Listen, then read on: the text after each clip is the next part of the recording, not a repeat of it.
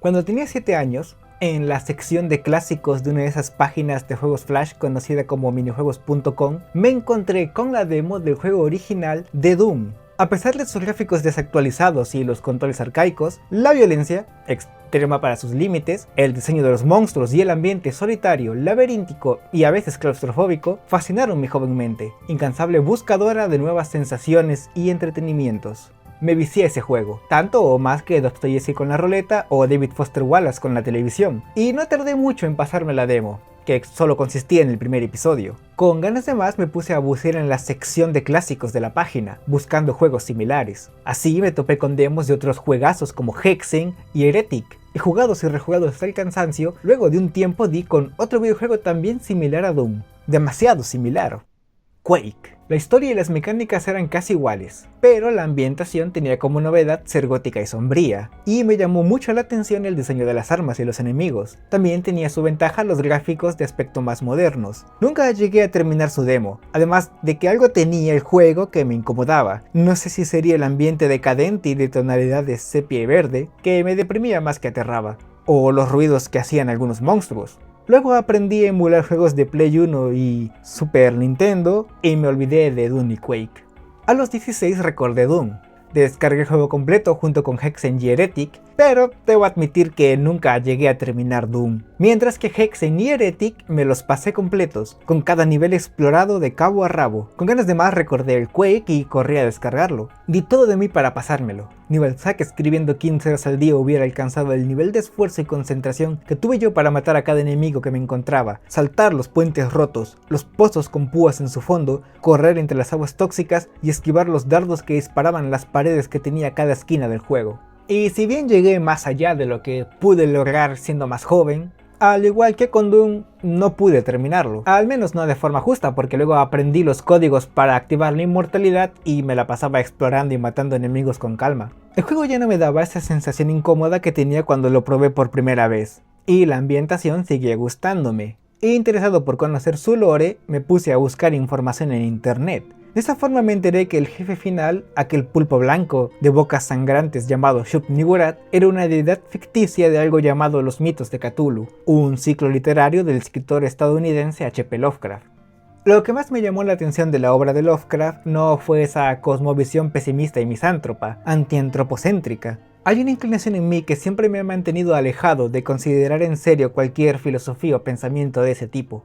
Lo que a mí me trajo fueron esos imaginativos y encantadores alienígenas amorfos que escapan a la imaginación de cualquier ser humano, de proporciones gargantuescas, tan feos que pueden volverte loco y de una inteligencia incomprensible y siniestra, o la completa falta de ella. Mi imaginación y mi sentido de la paranoia se encendían cada vez que leía uno de esos relatos, con sus cultos antiguos, pero siempre activos, los objetos y libros misteriosos que abren puertas a realidades peligrosas, y esos alienígenas considerados dioses, que no siguen ninguna lógica, y llevan a cabo detallados y metódicos planes, para así satisfacer sus incomprensibles deseos, como reconquistar un territorio ocupado, salvaguardar su especie, o hacer cumplir una profecía que les beneficie. No diría que soy el lector más voraz de Lovecraft, pero con el pasar de los años he ido leyendo algunas de sus obras más importantes, y también algunos relatos menores. Empezando por La llamada de Cthulhu, que hubiera sido más aterradora si al final al pulpo gelatinoso no le hubieran vencido golpeándole con la proa de un barco en la cabeza. Pero seamos benevolentes con él. Luego de dormir varios millones de años, la resaca del sueño debe haber sido una tortura. Si con solo dormir algo más de 8 horas uno se despierta con la sensación de que su cerebro ha sido una pera de boxeo toda su vida, podemos disculpar la debilidad de nuestro dios cósmico. Luego seguí con En las montañas de la locura, que es más una novela corta que un relato, o tal vez es un relato largo. De mis favoritas. Ayudó mucho a la ambientación que en ese momento estuviera leyendo la novela en invierno y sin calefacción porque se había averiado. Luego llegaron 3 de mis relatos favoritos: El color que cayó del espacio, La sombra sobre Innsmouth y El caso de Charles Dexter Ward, siendo esta última obra la mejor que escribió Lovecraft, al menos para mí. Cada acción de los personajes, cada nuevo dato revelado, cada avance de la trama aportaba un gramo de suspenso que para el final podías sentirlo como un saco de plomo sobre tu alma. Una obra sobre los peligros de obsesionarse con el pasado, porque puedes destapar secretos peligrosos y enfrentarte con antepasados tramposos. Claro está, también leí El horror de Dunwich, muy querido entre los fans, pero que no llegó a parecerme tan interesante ni original, dentro del original que de por sí es Lovecraft. Finalmente, entre sus obras menores, me gustaría destacar el pequeño cuento de largo título Hechos tocantes al difunto Arthur Jermyn y su familia, una obra de un terror mucho más clásico que Lovecraft demuestra manejar muy bien, y con un final que me dejó bastante descolocado. Aunque, conociendo ahora el racismo de Lovecraft, ese giro final y muchos detalles de otras obras suyas, como el aspecto deforme de los habitantes de Innsmouth, atribuido a su sangre parcialmente extranjera, más que dar miedo, quedan como destellos ridículos de paranoia racista, lo cual a veces convierte sus historias en comedia involuntaria. Pero como digo, afortunadamente son detalles, y no el cuadro completo. A medida que crecía, mi interés por Lovecraft me armaba, dirigiendo mi atención hacia otros autores y géneros artísticos, cómic, videojuegos, cine. Pero, por otro lado, Lovecraft nunca me abandonó a mí. Siempre aparecía de vez en cuando a modo de influencia, en muchos cómics y películas que veía, en cómics y mangas, Black Science, Gantz, Hellboy, Berserk, Doctor Strange, los cómics de Conan de Dark Horse, obviamente, en un cómic de Richard Corben llamado El Dios Rata, y en el cine, la trilogía del Apocalipsis de John Carpenter, From Beyond y Reanimator de Stuart Gordon, The Void del 2016, Glorious de 2022, Phantasm o God Told Me To, y hasta en cosas como creepypastas como El Ya Olvidado Salgo o Gorefield. Y más recientemente no se puede negar que muchas historias de terror analógico tienen fuerte inspiración en el terror cósmico de Lovecraft, y tal vez no hubiera vuelto a leer su obra de no ser por la influencia de algunos videos sobre terror cósmico que he visto recientemente. Me recordaron que tenía en mi estantería de libros pendientes esta edición de segunda mano de Los mitos de Cthulhu, de Alianza Editorial, una edición de 1969 con una portada mucho mejor que la nueva. ¿A quién se le ocurre poner una pata de pollo? Este libro contiene relatos de otros autores, además de Lovecraft, autores que le inspiraron o que fueron inspirados por él, y que contribuyeron a su mitología cósmica. De los autores que influyeron en Lovecraft, me gustó mucho Algernon Blackwood y su relato El Wendigo, una historia sobre un grupo de desafortunados cazadores, aficionados y de espíritu moderno en su mayoría, que son acechados por una peligrosa entidad sobrenatural. Algernon sabe sacarle partido a la ambientación de la historia.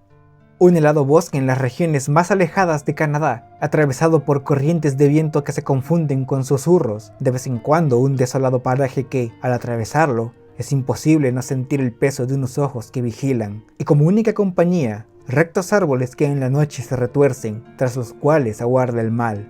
Y ya refiriéndonos a nuestro escritor de Providence, ha sido para mí una completa maravilla y un feliz descubrimiento el relato En la noche de los tiempos. La historia, narrada en primera persona, nos cuenta el rarísimo caso de Nathaniel Wingate Paisley, un notable profesor de economía que, de repente y sin explicación, sufre un severo caso de amnesia, acompañado de cambios en la personalidad. Pasa así 5 años, de 1908 a 1913, dedicándose a estudiar, viajar y recopilar información de diferentes culturas. Una vez recuperada su memoria y personalidad, nuestro protagonista, aunque intenta seguir con su vida, empieza a tener extraños sueños en los que se ve transportado a un mundo antiguo y primigenio, rodeado de seres de aspecto cefalópodo, de cuerpo cónico, parecidos a un diseño descartado de Monstruos S.A., y que dedican su vida al estudio de toda raza y toda ciencia existente en cualquier época y planeta, usando para ello una complicada técnica de viaje espaciotemporal psíquico. A medida que estos sueños se van haciendo más recurrentes, más vívidos y detallados, más reales, este doctor en economía no tardará en sospechar que, probablemente, lo que sueña no son fantasías, sino recuerdos, que en el momento que perdió la memoria, su mente viajó a ese mundo primigenio, mientras que uno de esos conos alienígenas fue el suyo, poseyendo su cuerpo. En este relato destacan la capacidad de Lovecraft para transmitir al lector la misma desesperación y paranoia que exudan sus personajes, su habilidad para la descripción de mundos exóticos e imponentes, extensas ciudades de ciclópeos edificios, grandes jardines como selvas, océanos casi infinitos de negra agua hirviente.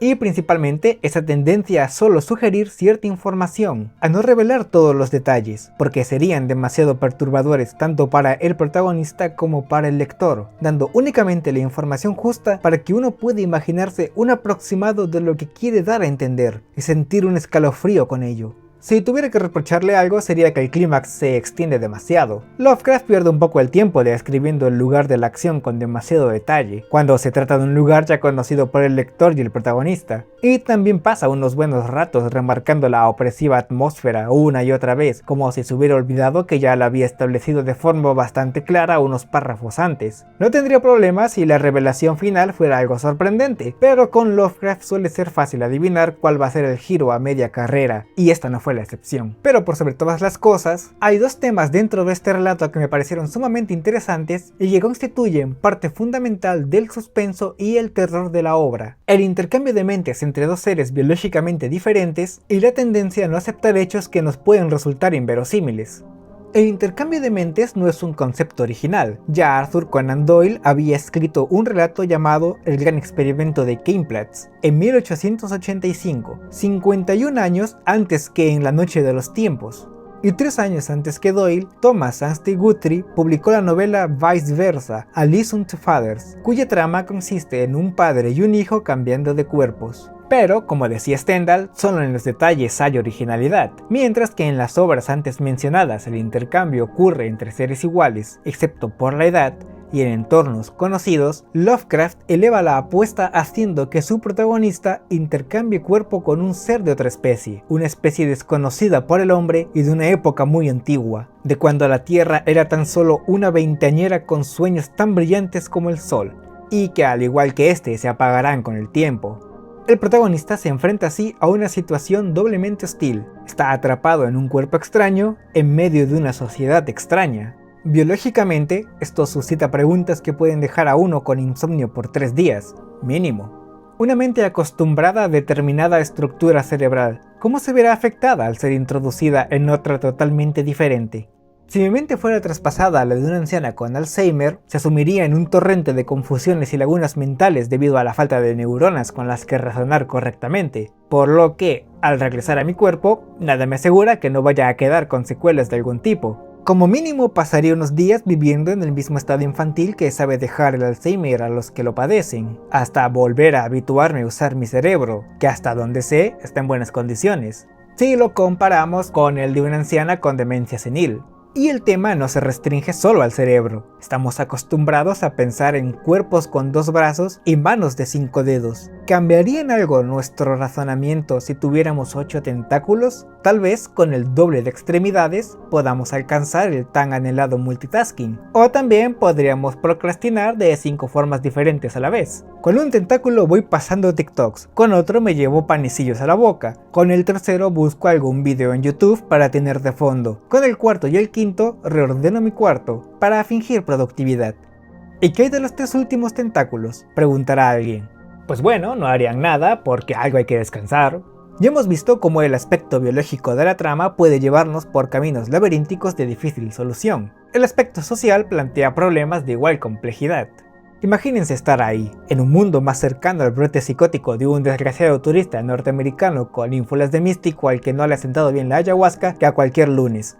¿Cómo entablar una conversación? ¿De qué hablar? ¿Y con quién? Dentro de grupos humanos ya es difícil dar con la conversación adecuada o con un chiste que rompa el hielo sin ofender. ¿Cuánto más lo será dentro de una sociedad de seres tan feos como inteligentes? Porque si son inteligentes deben tener sentido del humor.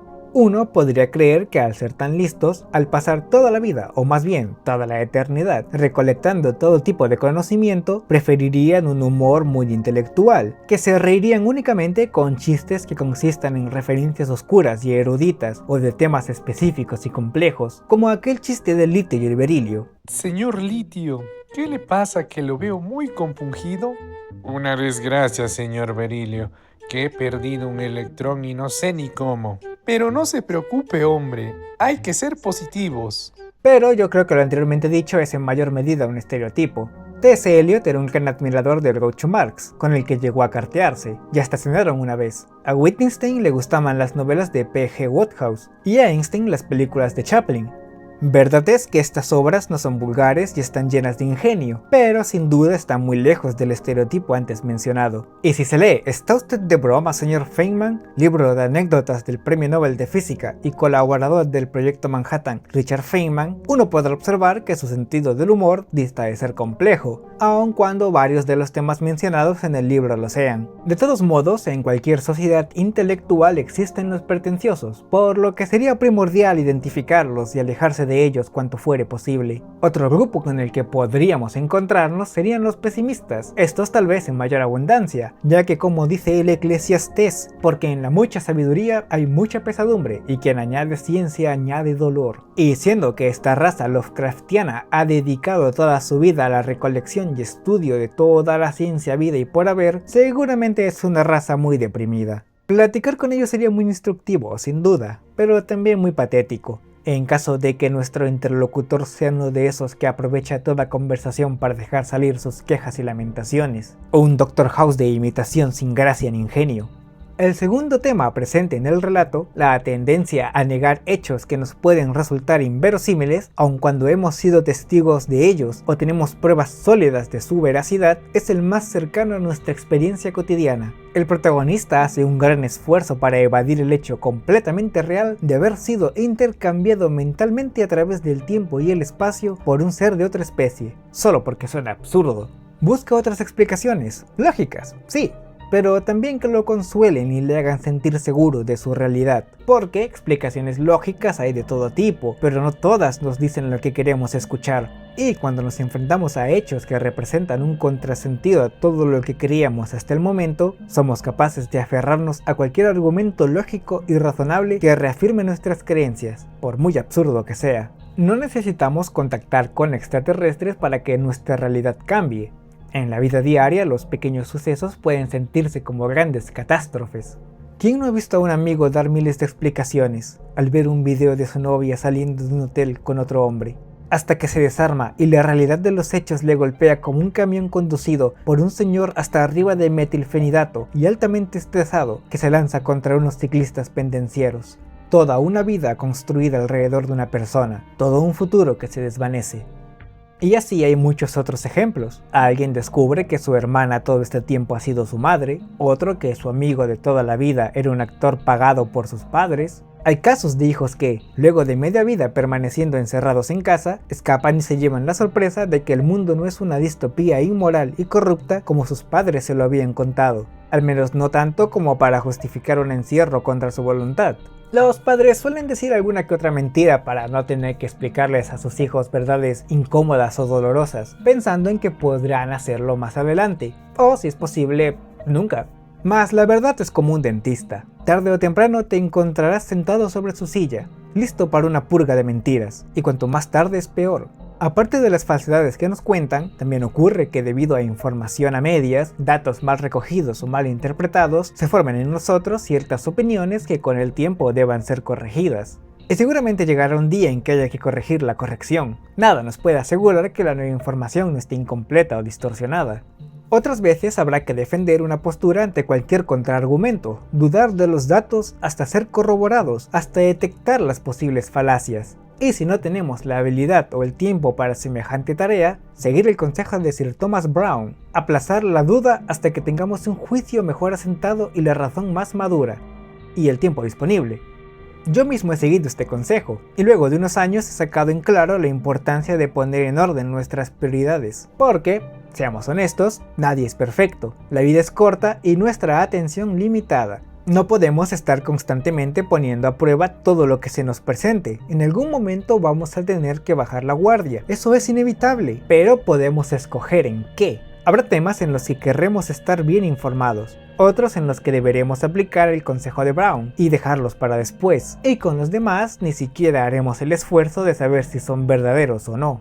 En general todos intentamos estar al pendiente de noticias sobre política y economía, unos más que otros. Luego el interesado en filosofía buscará conocer cuál fue el verdadero pensamiento de un autor de su interés, estudiando sus escritos y los comentarios a los mismos, guardando las dudas más difíciles para después. Y si en X da con la noticia de que un streamer ha engañado a su novia con un husky siberiano, se lo creerá o lo olvidará. Lo mismo para el que tiene interés en los videojuegos o el médico que debe estar actualizado sobre todo lo pertinente a su especialidad. Al menos debería ser así. De la misma forma, yo leo de vez en cuando alguna noticia que me parece interesante, dedicando la mayor parte del tiempo al estudio de un filósofo tan importante como Marx, Groucho Marx. Y el resto de cosas, como la actualización del lore de algún lolcow, la acusación de plagio a un youtuber de datos curiosos, o los debates filosóficos de analíticos contra continentales y de no analíticos ni continentales, las suelo ir pasando con un pues a saber. Desgraciadamente este orden de prioridades no es fijo, sin darme cuenta se pone patas arriba y acabo sabiendo más sobre qué streamer se acostó con quién en una convención cuando aún tenía pareja, o leyendo un hilo en Twitter sobre por qué Theodor Adorno tiene razón al decir que cerrar muy fuerte la puerta de un coche es fascista. Todos los días tengo que recordar constantemente que me había levantado con la intención de leer a Groucho y reírme un rato con sus anécdotas. Vaya, como pueden haber notado, los relatos de Lovecraft pueden hacernos caer en una profunda espiral de reflexiones angustiosas. Un autor tan inagotable como los adjetivos que usa para describir lo indescriptible